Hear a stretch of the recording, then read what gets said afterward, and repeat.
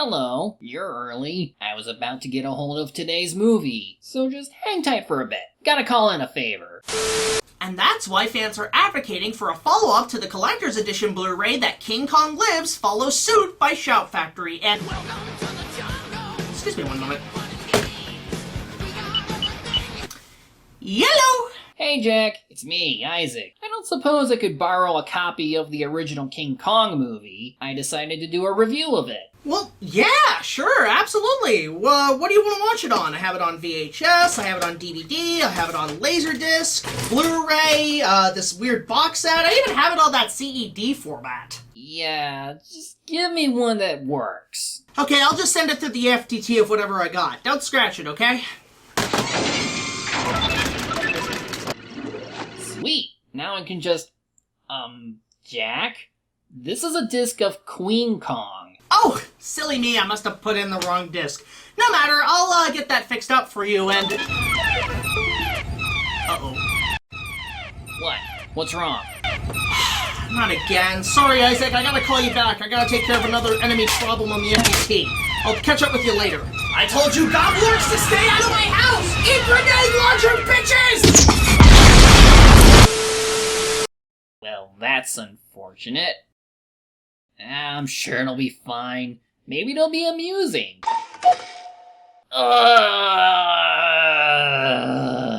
Queen Kong, come from I don't know where. Kong, Kong, Kong, Kong, Kong, Kong, Kong.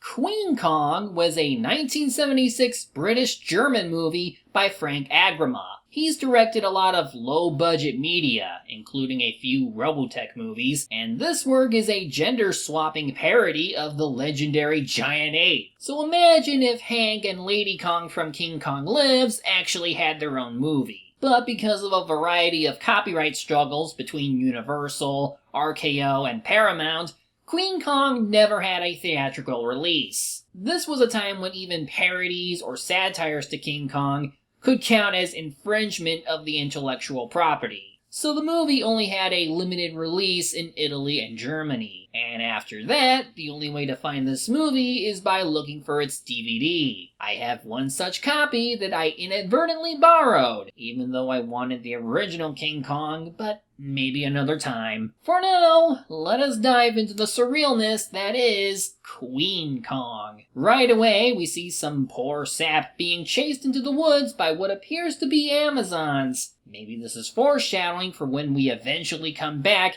and see what these men are being sacrificed to. All right, cut! Listen, dear, I'll sue you. Oh, it was a film production. Makes sense. The original King Kong featured a filmmaker in it as well. But instead of Carl Denham, we have Luce Habit, played by Rula Lenska. She's having trouble keeping male actors since, apparently, her directing methods are too much for them. Then again, she's not working with the best here. This guy looks nothing like a professional, even if he has an agent. This thing, you're a monster. You don't care what you do to get a good few feet of film. I'm calling my agent and my lawyer, not to mention my tailor. Ow! I'll sue you, dear, I will. I'll sue you. Female chauvinist cow. I want a man immediately. It's impossible. These screen tests are too hard. Men are frail little beings, helpless. Not wrong? Of course, this was made in a time of second-wave feminism, where women were fighting for equalities beyond just the rights to vote and own property. And Luce apparently has been on a roll as a filmmaker, and her next project is going to take place in Africa. So she's bringing plenty of guns, or guns? Must be how the G is written. Also, we have gas, and, yes, a box that says and, monster tranquilizers, etc., and etc. Yeah, this is a comedy movie, but so far the jokes are hit and miss. Even with the understanding that this is British humor. Not to mention British music. Queen Kong is the chick with all the hair. Queen Kong, come from I don't know where. I should also mention that this is technically a musical since we do get people singing later. On that note, I can't say they're all good when you have lyrics like this. She's the queenie, queenie for my weenie.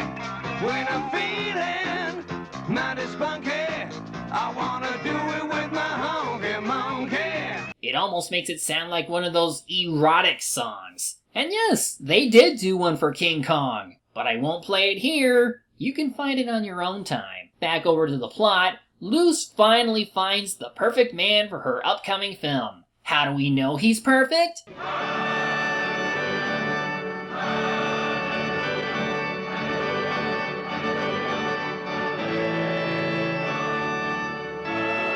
Are you laughing yet? Well, how about we keep using that same shot over and over? Oh look, a framed picture of the original King Kong movie. Now it's perfectly okay to parody this, and there's no way anyone would bother banning this movie. Anyway, this is Ray Fay, played by Robin Asquith. He looks stoned all the time, and it's just an act to hide his real talent. He tricks a store owner into thinking his leg was broken, and he steals the King Kong picture while no one's looking. Well, if this movie wasn't getting banned before, it's certainly putting itself in hot water now. Ray does get caught in the end, but Luce bails him out. She then tries to convince him to work for her, but that'll take a bit of persuasion. Maybe pay him handsomely so he won't steal anymore.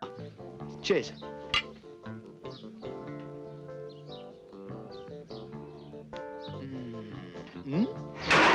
Or she'll just knock him out and kidnap him outright. Amazing how she can carry him to the boat like that. And to further showcase that this movie is for women's rights... Burn your bra, burn your panties, call your ma, call your aunties and ship off on the liberated lady. Of course, I don't know how much female input there is for that scene, or if it's just male producers wanting some unique camera shots. I won't linger on this for too long since I don't really know in this case. The sea is like a woman, unfolding her vast mystery before us. Relentlessly, relentlessly, relentlessly. Well, Monty Python taught me that the ever-expanding galaxy is like a woman giving birth to the stars. Is that the same thing? Probably not. Ray wakes up soon after, but he doesn't seem too bothered by getting kidnapped, as long as he gets paid, and a smoke. Who are they? Our native guys from Lazanga, where they do the conga. Lazanga, where they do the conga? Our destination, where no Englishman has ever set foot.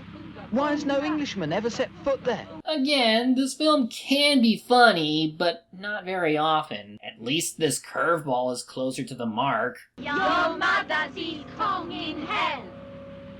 They seem possessed.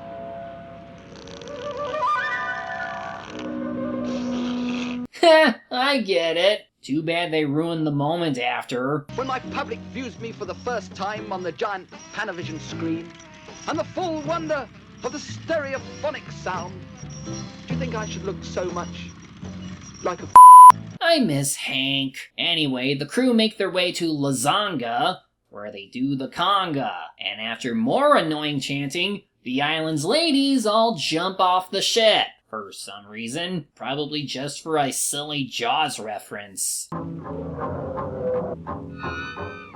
know that tune. That tune. What's it called? Well, it's nice, but you can't really dance to it. It's on the tip of my tongue. Oh, what's it called? When are we going to see Queen Kong? I'm sure the actors are engaged, but it's not really doing it for me. Their performances feel forced at times. Oh!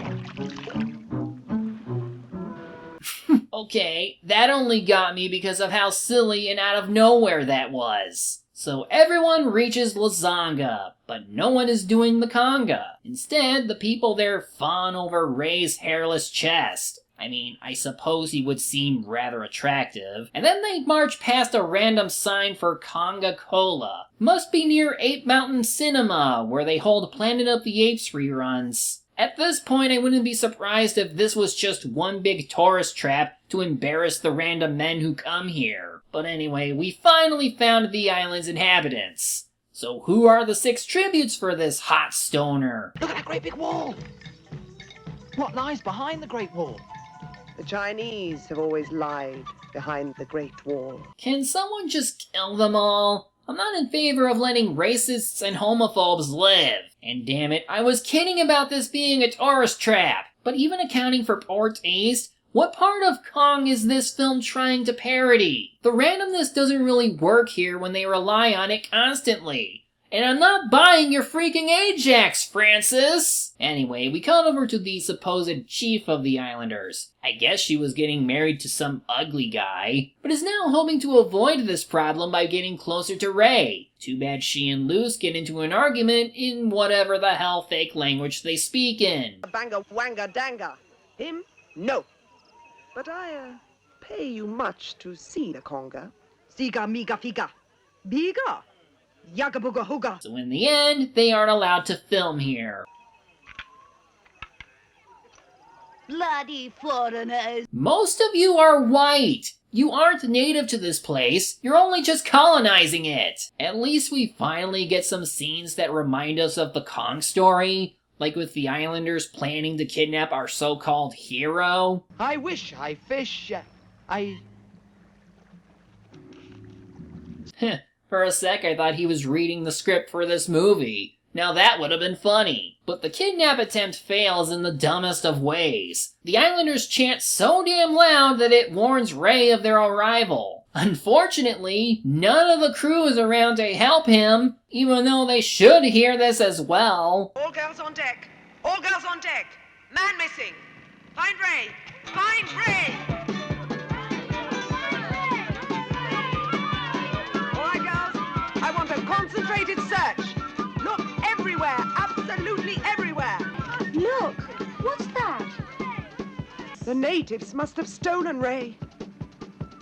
They haven't heard of the pill yet. I feel like I'm not the sort of person who'd get most of these jokes. Next scene, we see Ray in the middle of being sacrificed after his kidnappers do a little dance. He's stuffed into this fake wedding cake, which I thought was for the chieftain, and I guess it's finally time for Queen Kong to show up.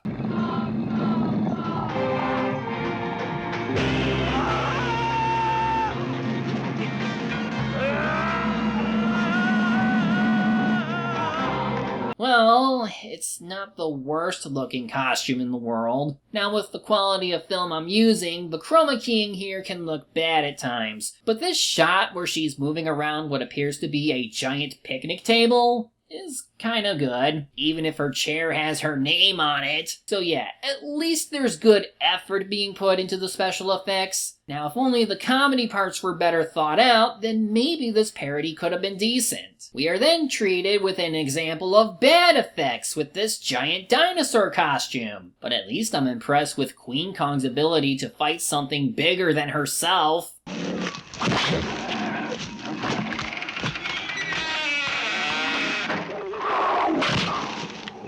Below the belt.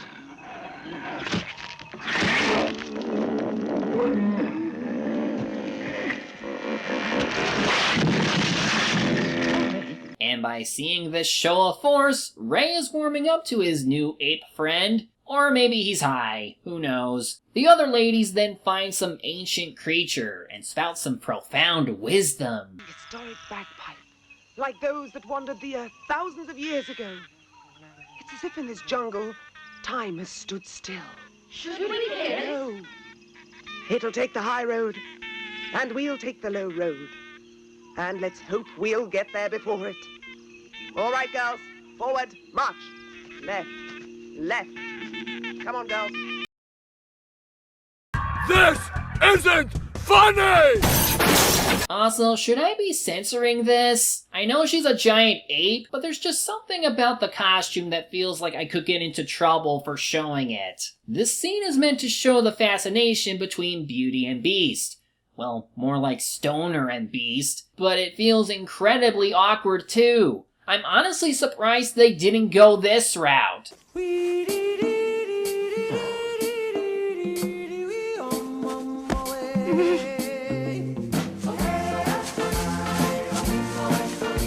Time for the pterodon scene. but this time it has a hook for a leg. That's different? Not sure how she manages to beat it with how much she struggles, but she tosses it off. Well, it doesn't take long for the ladies to climb up to Ray, but they get spotted by Queen Kong, who picks up and tosses away the leaf ladder they were on. Ray is not happy. Go and do that for? Friends of mine. No, don't try and make up, it's too late.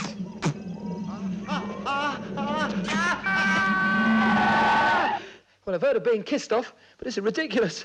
But the ladies are fine, and they jump in to save his ass.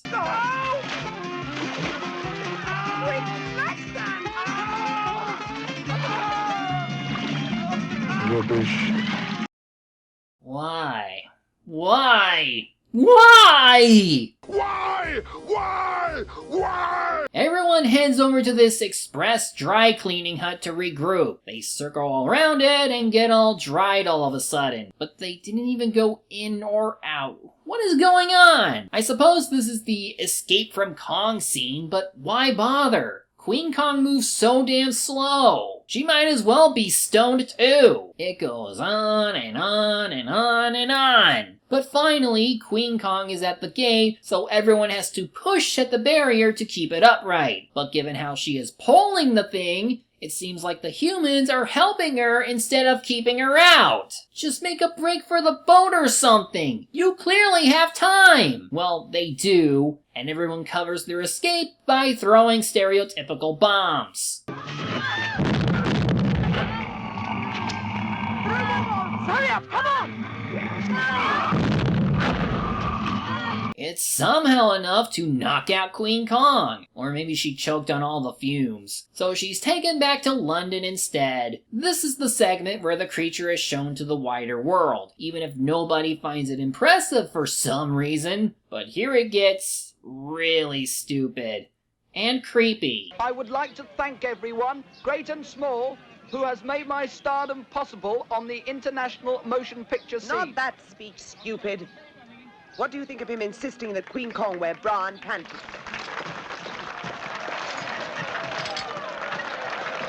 I think this guy really wants to grope Queen Kong. Ew, and really? I don't even know anymore. I just don't find this parody to be very funny. Maybe I'm asking too much out of this film when comparing it to Monty Python and the Holy Grail, but the latter's gags at least stay within the confines of its setting. Here, the curveballs don't work because they don't even relate to the King Kong tropes. And they just drag things out for no reason other than to waste time. And my god, the chroma key effects here are even worse than before! This shot here is honestly the worst looking in the movie. So much contrast compared to the scenes without it, and you can see the slight movement on the red drape that Queen Kong is in front of that's out of step with the white drape. If the practical effects are a saving grace for this movie, then the special effects are the worst. They're even worse than the humor, which is saying something. Hi, Queenie.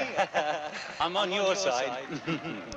And now, ladies and gentlemen, Ray Fay and Loose Habit will dance the dance of the island of Lasanga where they do the conga. Anyway, Loose toys with Queen Kong by sticking Ray's face close to her chest. Ray at least seems to understand what's going on, and the whole thing makes a mockery of the monster. Even Loose becomes convinced, I guess? And I'm jealous of them!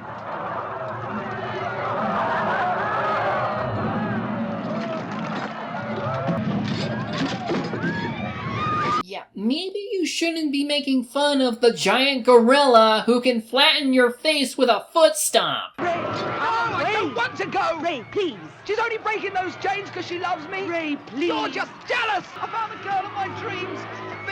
Big and strong with hair coming out of her nostrils! Again, this level of attachment was not implied in any of the other movies. Now you really are like the people in that erotic music video. At least we're treated to some good shots of Kong stomping around the city at night. These were apparently shot at the old Bournemouth theme park in Tuctonia.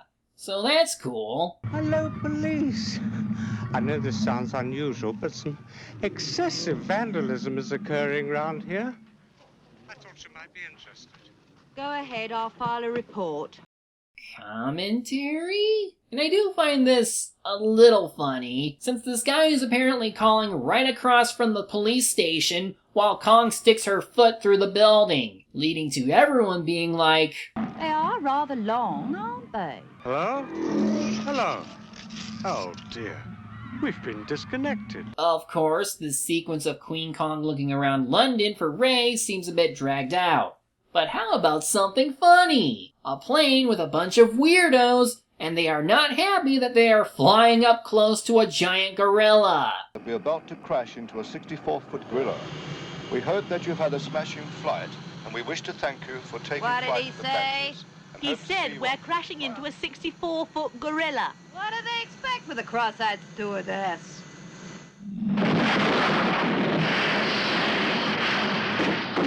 Well, we finally have a kill count for this movie. This whole time, Luz has been keeping Ray in this one building. Turns out she's looking to bang him. And with how this looks... You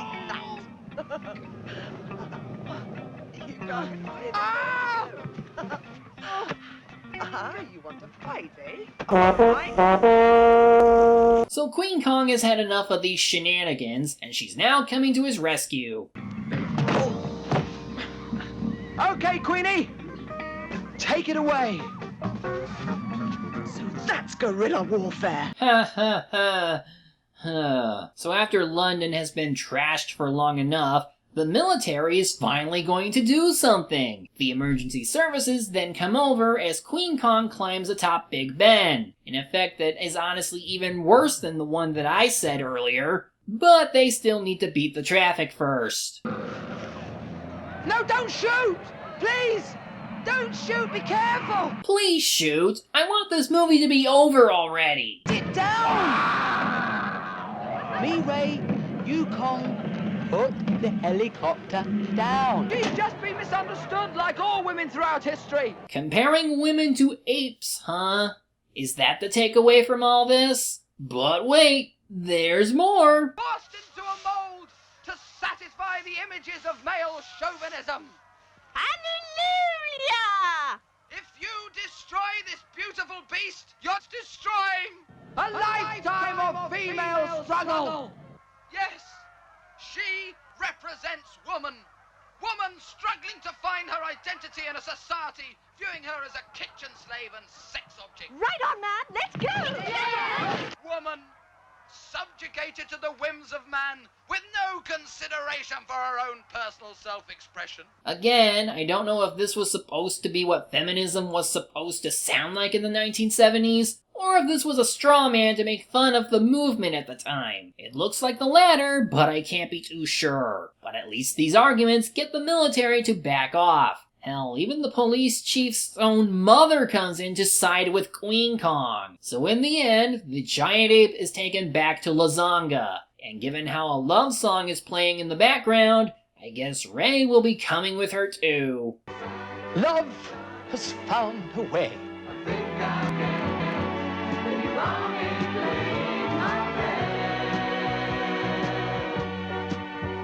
There's only so many ways that I can say, what the f*** was this movie? I don't think it's as funny as the writers thought, but even if we set that problem aside, there's still a lot that went wrong here. Even by low budget standards, some of the special effects aren't very good. The crappy chroma keying really takes away the good that is seen with the practical effects. The story is just a poor retelling of the original Kong movie. And the story is just a poor retelling of the original Kong movie. The story of the latter wasn't groundbreaking, but it did try to serve as commentary for humanity's relationship with nature. This film seems to tackle the issue of feminism, but what it wants to say about the topic is hard to understand. When we see Luz abusing Ray constantly, or when we see the other women making fools of themselves, it sounds like this movie is making fun of women. Or is it representing feminism as a gender-swapped patriarchy, where women are allowed to get away with everything instead of the men? But when Queen Kong is spared by people throwing around these feminist arguments, does that mean there's something worthwhile about the movement? Again, hard to tell, but that's enough speculation on my part. In the end, this movie sucks. Even Robin Asquith and Rula Lenska were disappointed with the final product, and they admitted to being relieved when the movie didn't get a theatrical release, and can you blame them? They may have had their fun hamming it up during production, but when it all finally came out, the whole thing just hit them harder than Queen Kong punching a fake dinosaur. I don't know how bad it is compared to the other Kong knockoffs or parodies, but man, did this one hurt to sit through.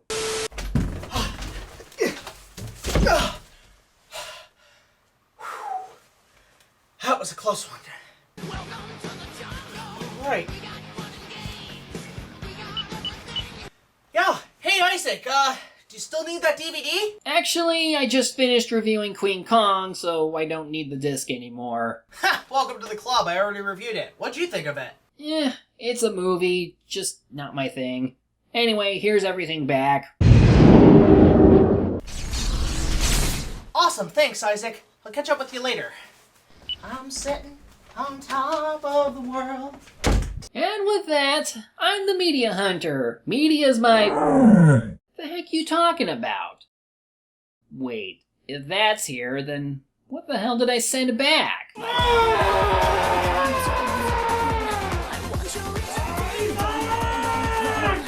Ooh, I better go. If I were just an ordinary gorilla, we could take that night boat to Manila. Together